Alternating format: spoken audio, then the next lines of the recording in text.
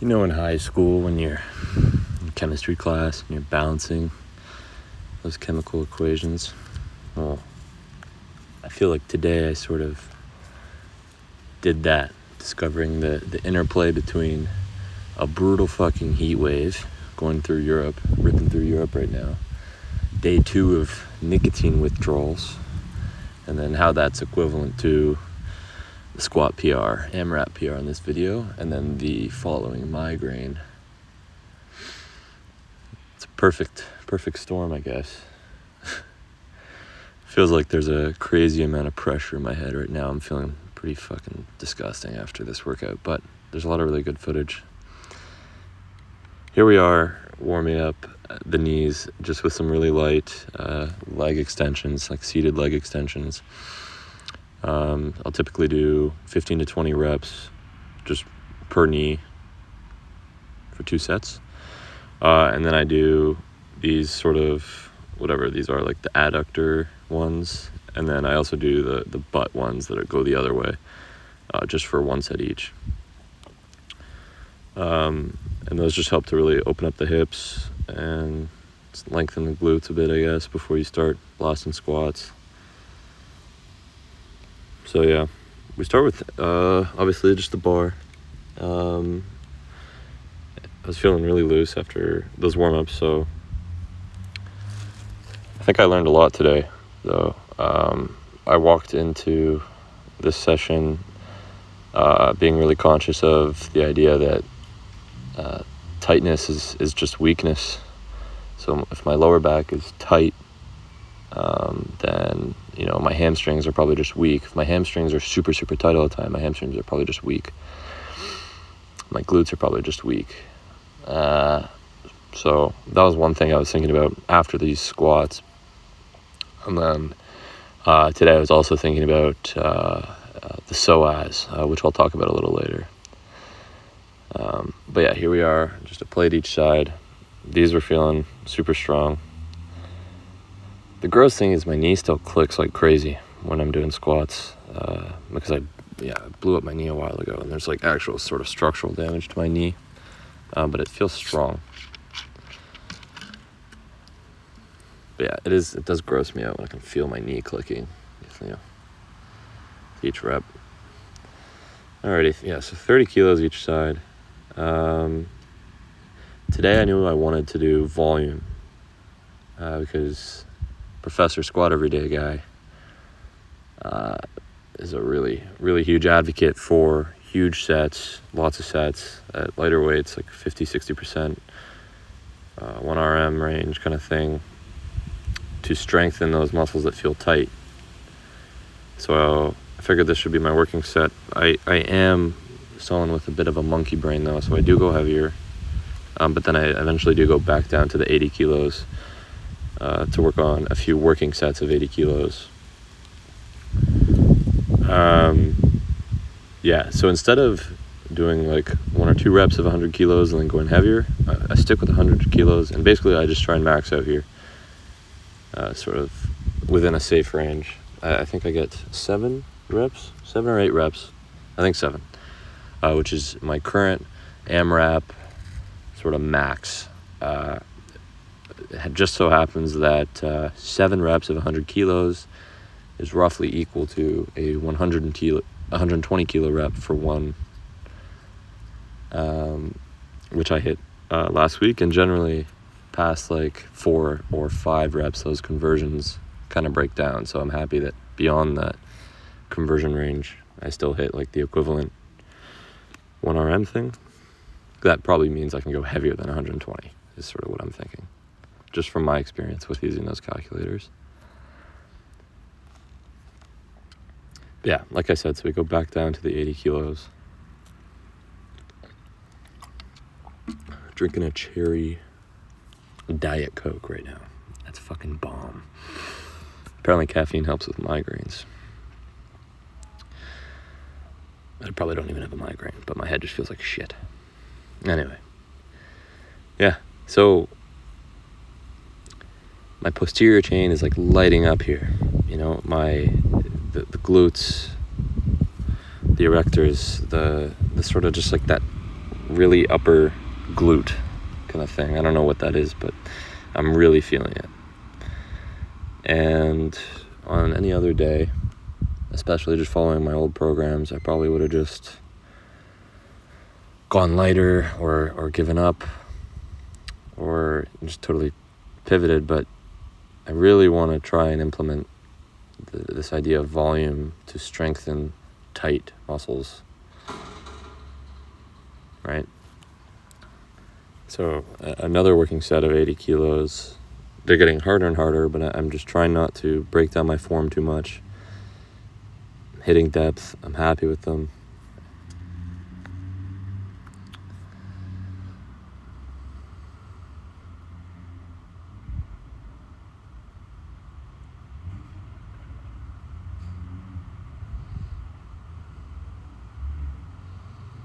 Yeah, feeling quite content. This was such a great workout. Like, the intensity was there. It's 37 degrees outside, and God knows how hot it was inside that gym. I was sweating buckets, but just trying to get as many fluids in me as possible and just get that volume.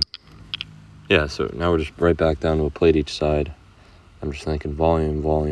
How can I feel the adductors, like in the groin, and how can I brace and breathe properly and tuck everything in such that the sort of lumbar spine feels good and strong. And I sort of think I hit my limit here in terms of volume. Like, surely I could have done more, but this is more volume than I kind of ever do. But yeah. The next portion of this video is a ton of RDL volume with just a plate each side.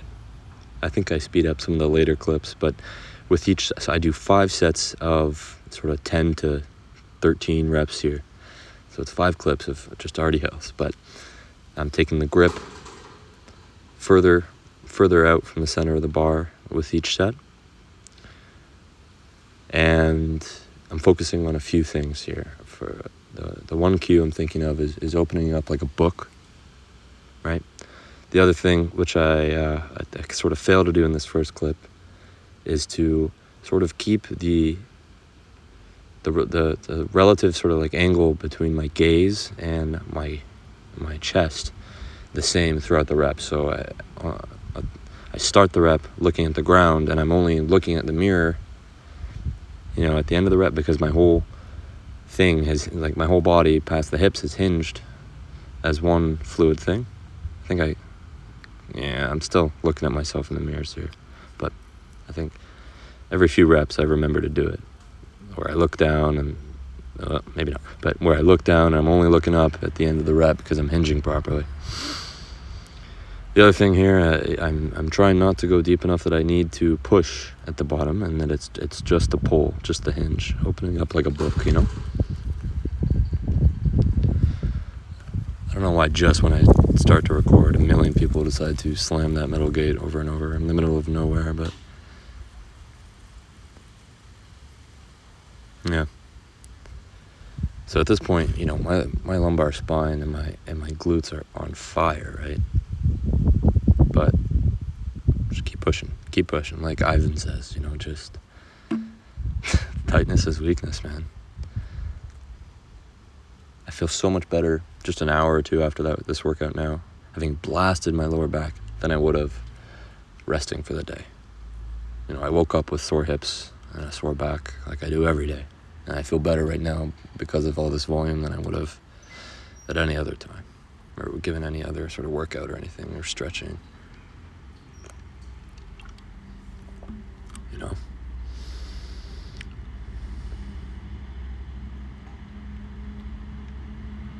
Yeah, really content, the whole posterior chain, really. I'm not programming anymore, just fixed sets with fixed rep ranges, trying to hit each muscle group. Instead, I'm thinking of what stuff I got to work on to make my big 3 better. Even mostly sort of just thinking in terms of the squat and the deadlift. Because for me, I get better at benching by just benching. but the squat and the deadlift, there's so many sort of constituent muscle groups working together to do it that there's a lot of work where I can catch up on. Here I do these sort of, I don't know what they are, like the Nordic curls, sorta, but it's kind of on an incline. Anyway, the feet are anchored, and there's sort of a pad up to my, I'm kind of like hooking. I'm just hinging over this pad, sort of thing. That's sticking on my hips, and I'm doing this to see, sort of, based on how much I pull my hips back or pull them forward, and then thinking of how much spine versus how much hamstring is involved with hinging or pulling myself up. I'm just sort of experimenting there.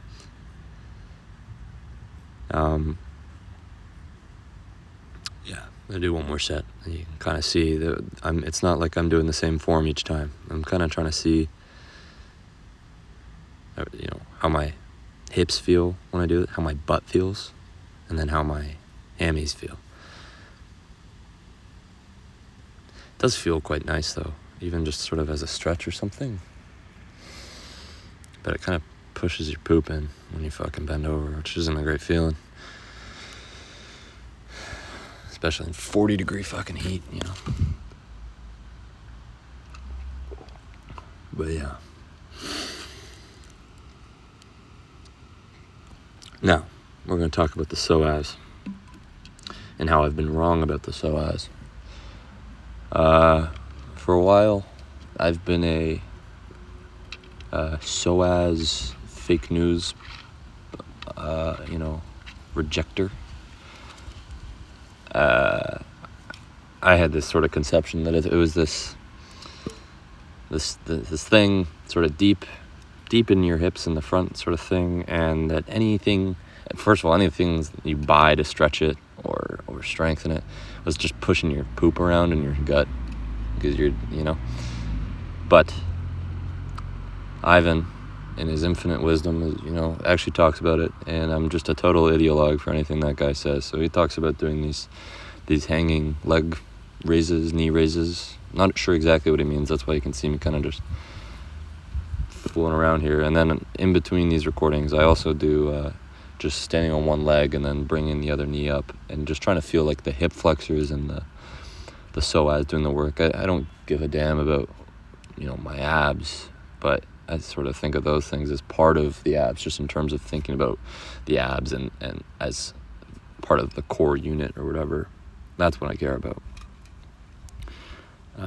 Because I've got a blocky waist and I eat like shit, so I'm never gonna really be bothered if my abs look great or not.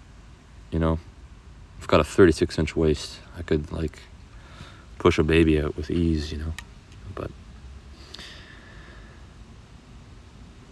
yeah, just trying to feel like the hip flexors here when they're being sort of recruited by the abs or whatever. And here's my hands, just totally wrecked. I gotta get some chalk or something, maybe start moisturizing. Yeah, so around this point in the workout, my vision starts to go, my peripheral vision. I could only see shit that I was really focusing on. It was super weird. I was just looking around all over the place, probably looking like an idiot because I was trying to see what I could see. And even for a second I had propagnosia or whatever. I literally just could not see faces when I looked at someone's body, like a person. I just couldn't see their face. It was super weird. Then I went home, and pretty quickly I got really flushed and started feeling really terrible. So I think that was the onset of a migraine or something, which makes sense because it's been a heat wave for the past couple days. I haven't been sleeping great, and I've been eating mostly just cooked food. It's just all hot, and it's just disgusting here right now. So it makes sense. It makes sense. I'm not worried. I'm just gonna hydrate like crazy. Maybe take some cold showers or something. Maybe that'll help. But yeah, just finishing up this video, I guess I didn't manage to record. I did 5 sets of leg extensions, slightly heavier with both legs involved. 5 sets of those, and then 4 sets of hamstring curls. And just throughout that process of doing those two really sort of intense movements with that many sets, that's when my vision started to go. I started feeling really trippy. I could start to feel myself like kind of wanting to throw up. So I got up and drank a bottle of water and walked around the gym for like 5-10 minutes, and then just finished up with these Smith machine calf raise sort of things. They feel okay, but yeah, cheers.